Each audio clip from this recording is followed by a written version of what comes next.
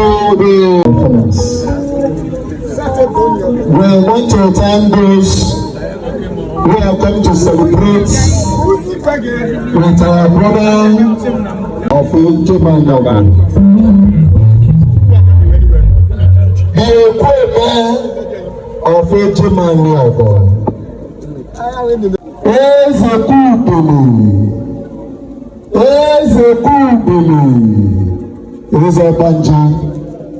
Today, we do house.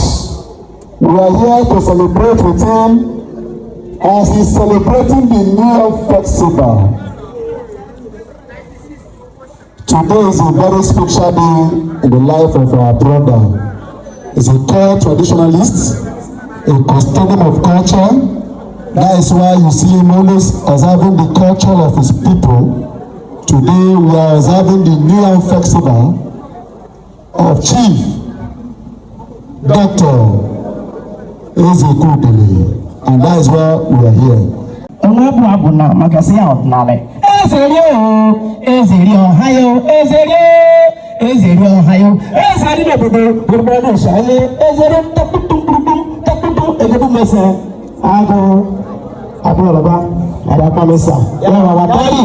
His Royal Majesty Obi Godwin Semeka Obi of Etomomo. Daddy, you are welcome. It's all power. All friends and well-wishers. This is a big friends and well-wishers for the Forecast of Society for each week and our sound is here and we are going to we are saying welcome to members of Ejabo family. Members of Ejabo family. Open community, as you know, saying, welcome as well to members of the Ogume branch. Those are just coming in now, belong to Ogume branch. This canopy is for you. Right there, we are saying, Dr. Esemini from Ogume, Dr. Friday, over there, you are welcome. Yes, members of the APC president, we appreciate you all. APC Kasa chapter. Welcome under the leadership of Honorable Father Ibude. Members of the Okuyoku. Ohumidai of Agriculture. Ohumidai. Everybody knows it. Everybody enjoying it. Like a small family day. God loves himself forgiver. That's what he did. I can't talk. I will come that's all. So we are congrats on the physical principle here. On the people, let us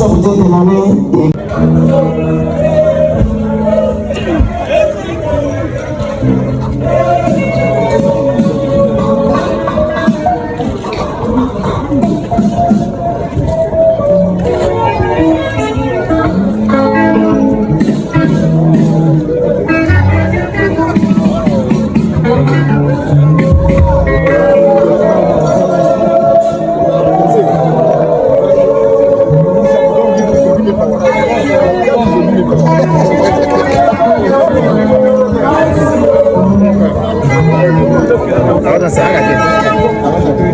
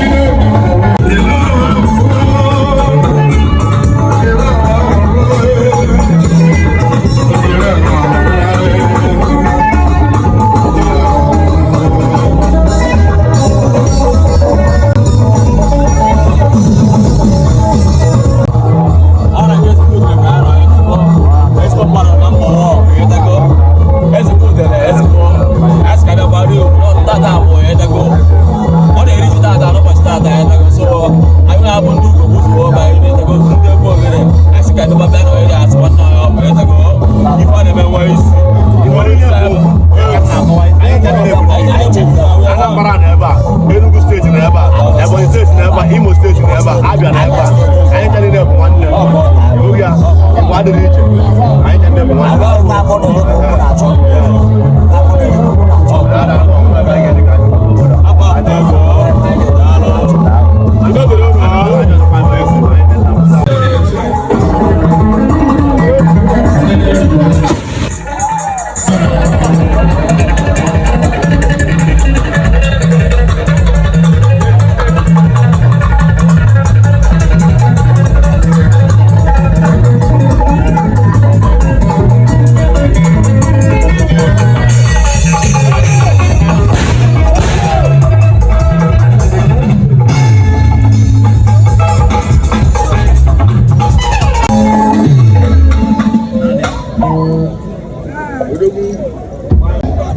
The governor of Piedmont, the SAP of our time, the music maker, the music teacher, the man who have empowered many youths, any musician, you call yourself a musician, and all coming musicians are not using your music to shine, you never start. All coming musicians from Odokwa and Eka, they use Ishoma music to shine, and that to say that Ishoma is a good musician. Ladies and gentlemen, advisor Ishoma is really more than time. Thank you very much, we are appreciated. At this point, ladies and gentlemen, what we are doing is on, we have many activities that don't go down. Committees, especially into room of dance, and welcome His Royal Majesty, the Obu of Olodi, is the building Big Daddy Obiado. So thank you for joining us. I want to appreciate our daddy, the High Chief Dr. Paul Iyeka Bello Uchebeme, the CEO to Paul Mega Eatery. He is in the building. So thank you for joining us. Without wasting more time, ladies and gentlemen, I want to appreciate this our Big Daddy who have been doing well for the youth. Ladies and gentlemen, the politician and native doctor the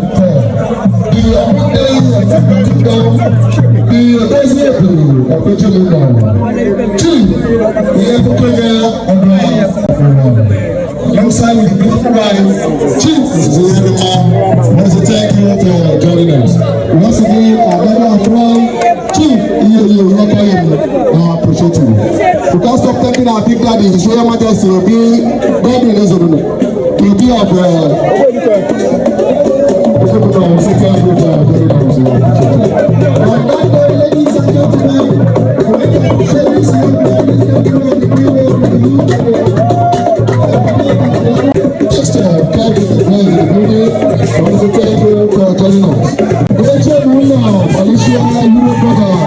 ladies and gentlemen, ladies and gentlemen, I want to say the place that we do the traditional picking up for a lot. I want to appreciate my brother, my friend, his essence, and his precious.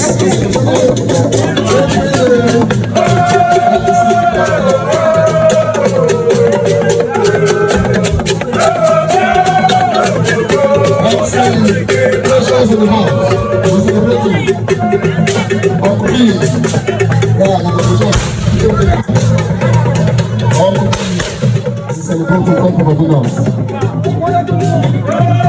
That is the brother my friends who will be celebrating. For the leaders of the communities,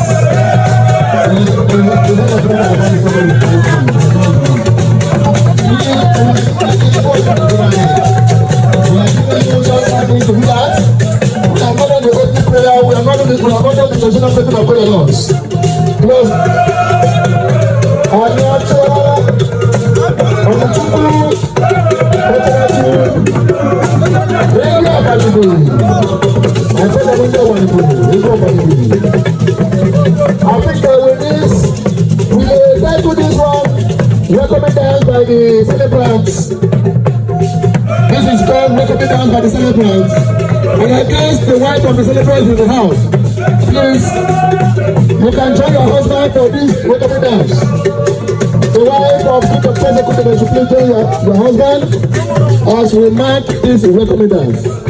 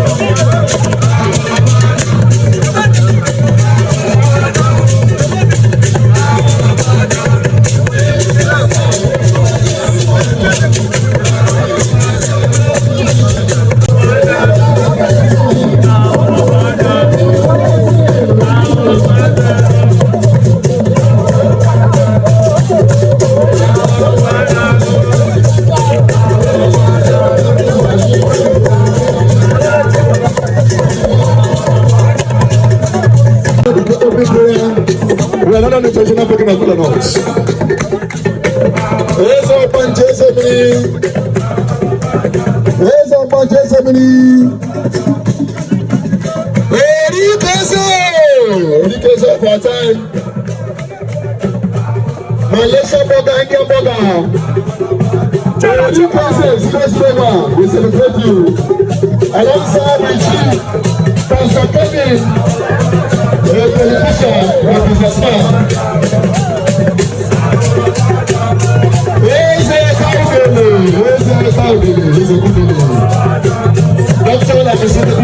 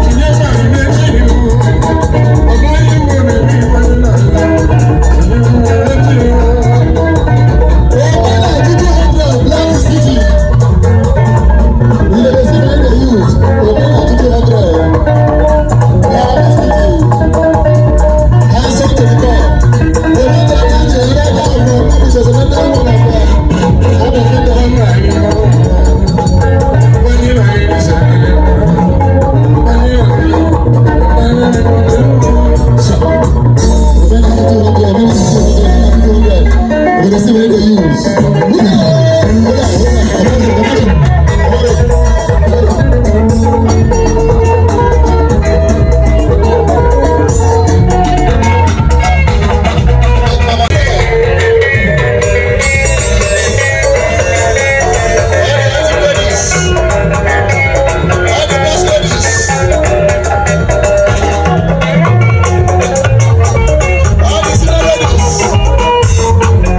All the